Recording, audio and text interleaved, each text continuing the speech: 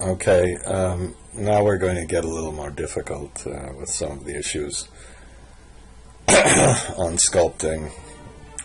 Hope this isn't too boring for you. I'm gonna copy this and we'll put DSRA.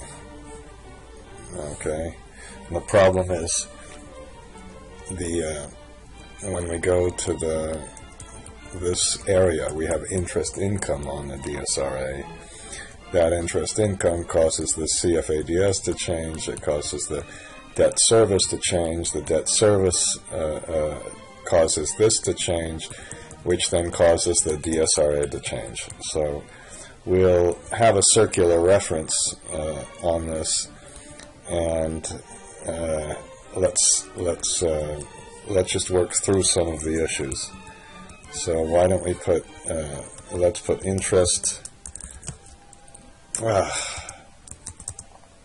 expense rate, okay, and then let's put interest income rate. Let's make that 2%. Now it's very tempting to just make this 0 and then the whole problem goes away. Let's put DSRA months. Okay, and let's make that we're going to make that 6 months for now. Whoops, shift control 1, 6, and we can adjust that. So I want to make it 18 months or something like this. Now this is going to be a pain because we've got an annual model, and for the DSRA we have to look ahead 6 months. So underneath the debt balance, let's insert a few lines and let's begin working on the DSRA. How about debt service? No, we have the debt service. That's DSRA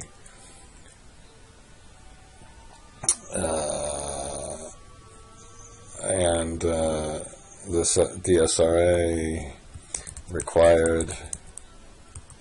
Now, how about we'll just take this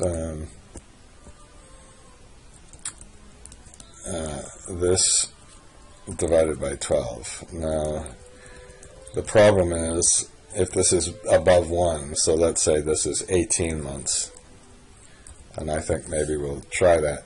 What we'd like to do is take this whole year plus half of next year. So if this is I don't know, 36 months, we want to take the next 3 years.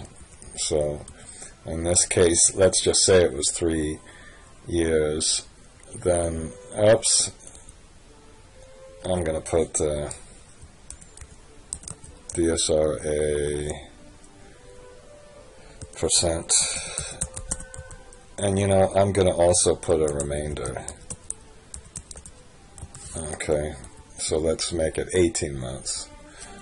That means we would take this we take mod of this one, comma, no, I'm sorry, mod of this one, we just want to, okay, and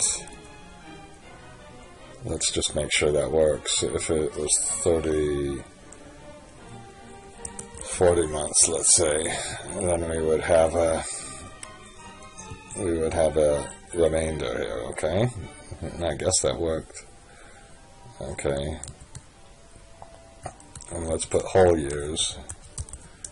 I've never done anything like this before, because in monthly models or periodic models this issue wouldn't come up. Okay, so now let's put DSRA, and I'm just trying to do this to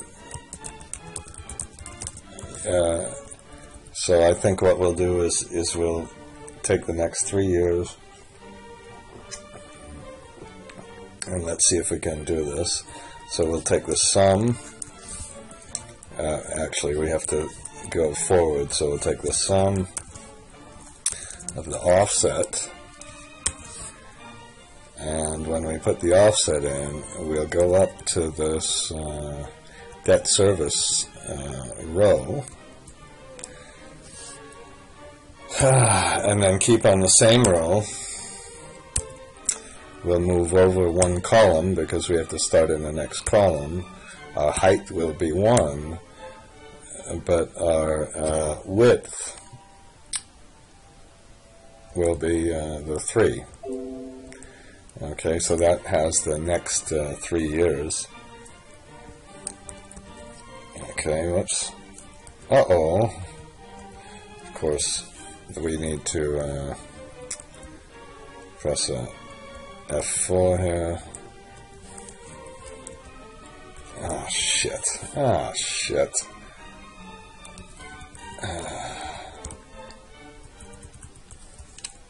Okay.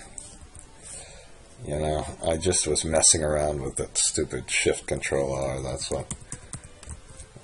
Hopefully, that was because of just the reference. So but that's without the 0.33. Now, what we can do is add to that, so it's a very complicated and long formula. And let's go back to our reference cell, and this time keep it on the same row, but this time for the column, let's go forward this column and +1, I hope. And then we'll multiply that by the additional amount. Okay.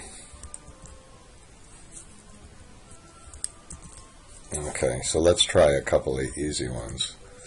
So if we put this, let's just put it to 12 months. If we've got 12 months, then we're just going one ahead. Okay. Let's put 18 months. Probably won't work. If we have 18 months, then we have, I suppose we should test this. We have this debt service. Oh, come on.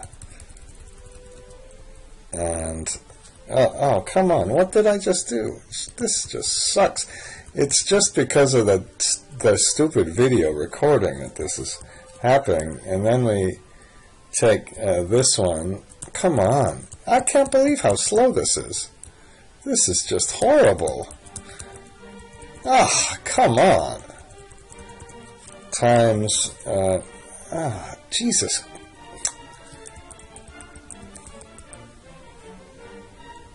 This one times this one. And so we can add these two together,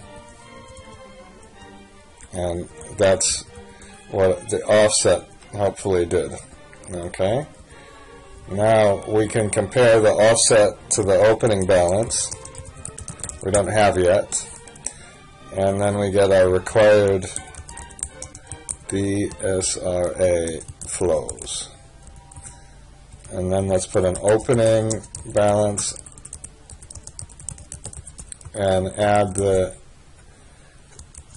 DSRA flows, and then we get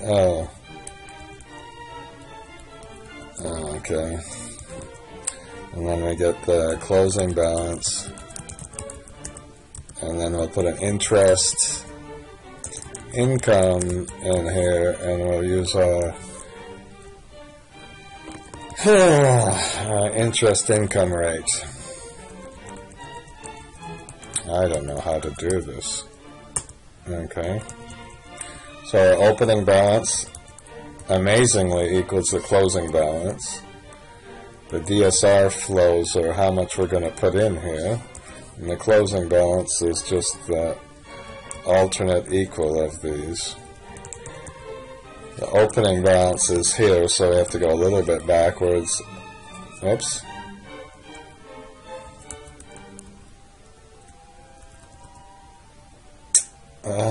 gonna, excuse me, this is still the opening balance. I'm gonna make this, and the this minus that is how much we're gonna put in. So we'll put this amount in. Closing balance will be the opening balance plus the flows.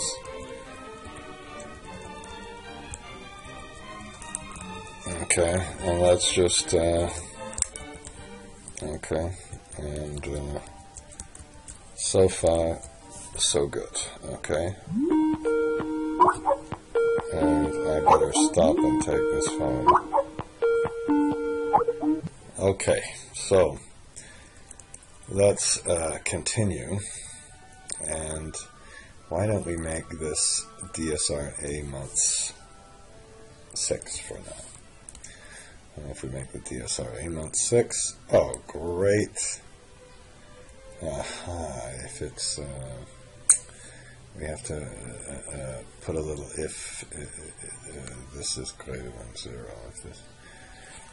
If this whole U is greater than 0, then we do this.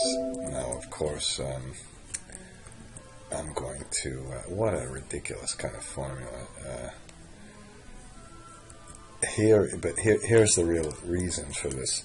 Oh, no, I just changed that stupid Shift Control R on it. I have to make sure it doesn't work with refs now. Okay, and this just screwed everything up. Okay, if it's greater than 0, I'm pausing this again, excuse me. Okay, we just had the incorrect bracket. So I hope you agree that we have a complicated enough formula for this. Now, you notice right now the DSRA, the DSCR is exactly the same. So here's the good news about sculpting. If you had no, there are two issues here. Some people would say, and maybe I kind of think they're right, some people would say, well look, this flow that we have to take out, damn, no. Okay, so now let's let the problems begin. Let's take a debt service reserve account and multiply it by the interest income rate. Shift Control R, and when we do this, let's then, as soon as we attach this to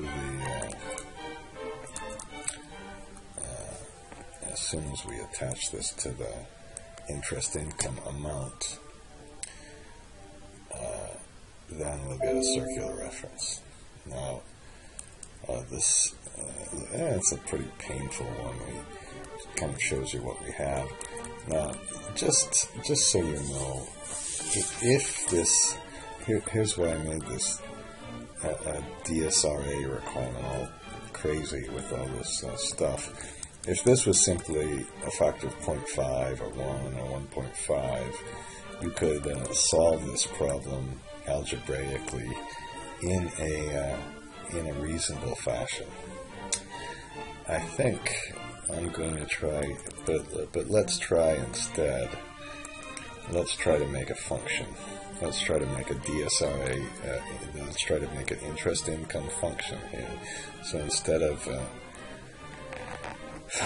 putting this here, I guess down here, instead of putting this here, we'll write a function for it. Okay. And let's go to our macros. How about, okay, why not? We'll put it there. Let's go to the top perhaps, and first begin by making a sub, which we won't use for interest income function. Is that alright? And then let's put a function called interest income. And I have not made one before, so this is my first try at this. and we're going to begin at the end. I think this idea of beginning and end is pretty important. We put interest income,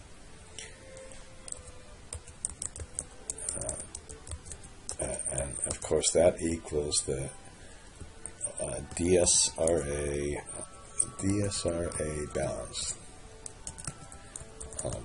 balance, and we might have to distinguish between the opening balance and the closing balance times the interest income rate. Now, interest income rate could be changing, but we better put that as a variable, so we'll keep kind of going back and forth. Now then we need our DSRA balance, and that DSRA balance is suppose we'll just, oh god, this might end up being a pain, but it's the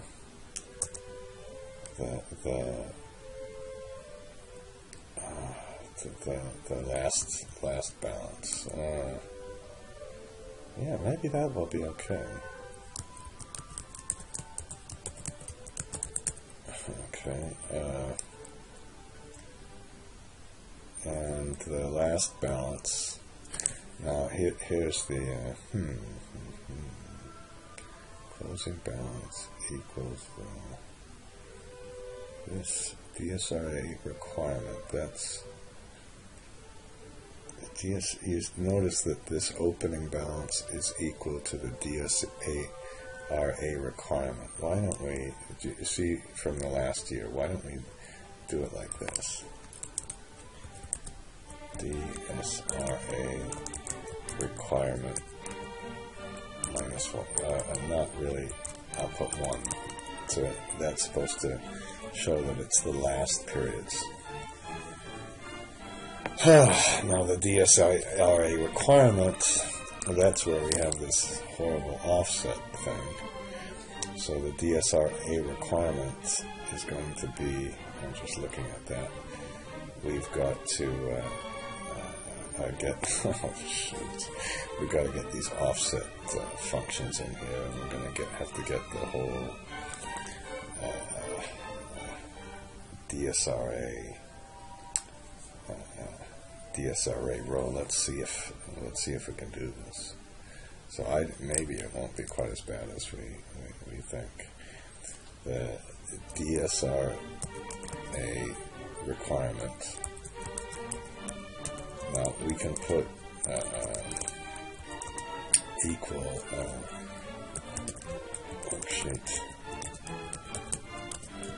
function dot offset. Oh shoot!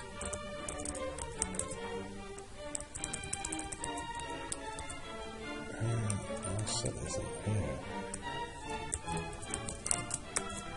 Okay, just a minute. We're going to have to use something else. Okay, and I'm going to pause for just a minute. Let's try it this way. Let's put whole year plus partial year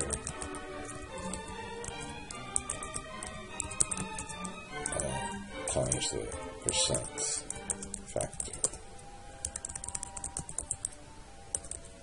Now what that means is we better put this percent factor in here next. Now for the whole year, we've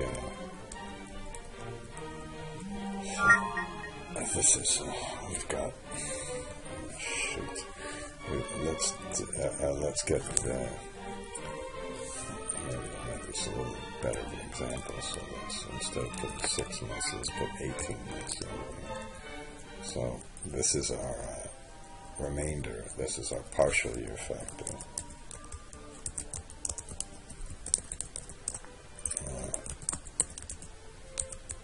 And then we have our whole years. So, oh god, let's put 4i equal 1 to whole year. So we'll go around. We'll put next I. Alright, and so we'll put whole year.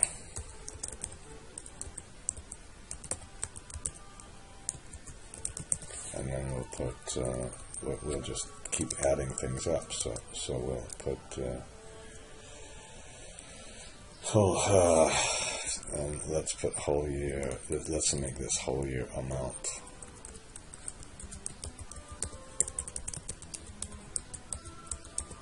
Now we're always looking forward, so we'll put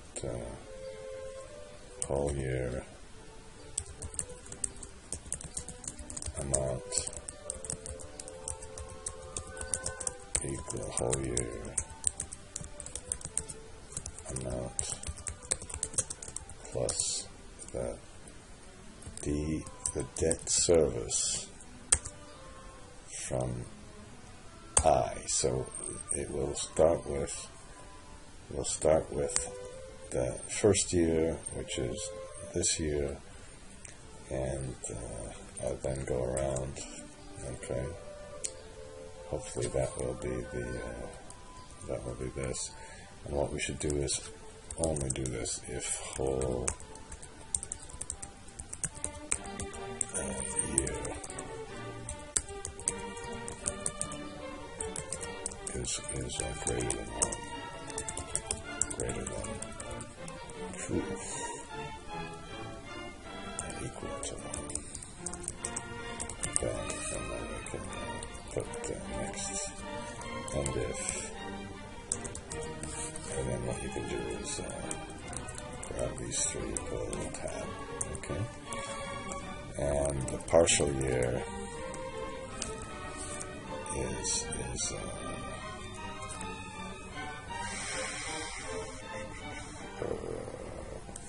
it's the debt service.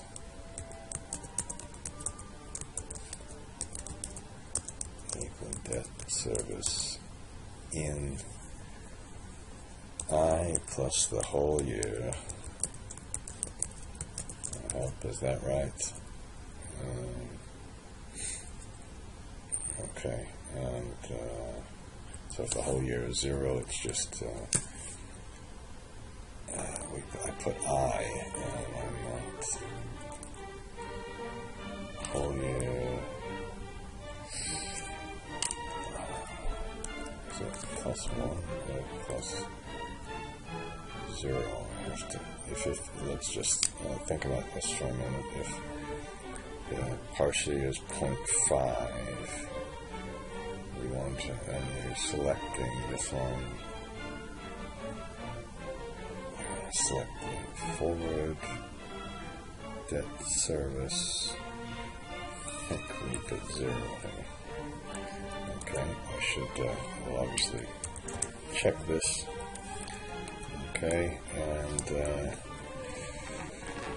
so far this has been a real painful thing to do, and now we have the partial year factor, we have the debt service balance, and well, the only thing we need to do is read in the debt service array, and then has to look forward, okay?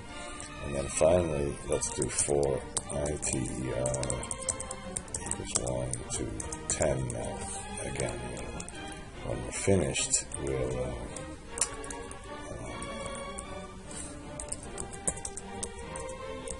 okay, and then we can what was I going to say? I don't know. So that's our, when we're finished, we'll limit this, and we'll have a loop that gets around it afterwards. Okay, so this obviously, if we would have had a much simpler process for computing the DSRA, it would have been dramatically simpler if this was just been next year's debt service, for example. It wouldn't have been that hard, but I suppose I made it difficult on purpose. Now what I'm going to do is cheat, because I'm sure I'll have made a whole lot of errors. You could probably see them already, but I'm gonna cheat and try it, and then I'll come back. Okay, that was a little bit embarrassing. I should probably delete this video and make a new one, but it was a good lesson maybe, because it works it got a little complicated. What we need to do is we need to read the EBITDA, not the debt service, because the debt service is affected by the interest income and the DSCR. So we need to recompute the DSCR. Then we can get the balance, because if you notice that again, this was the key, that the required debt service here is the same as the required debt service here, which is the opening balance, here. So as soon as we get the required debt service, multiply it by our factor, we can get the DSRA. That's really the key behind this whole thing. And so our DSRA balance is simply the debt service times this percentage factor, which may be 1, maybe 1/2, and all that. And then the interest income is just the interest income rate multiplied by that balance. So it's a pretty simple little formula. And I suppose we can make it converge. We can make last income equal interest income, and if the absolute value of last income, okay, I did see that mistake. If the absolute minus interest income is less than 0.001,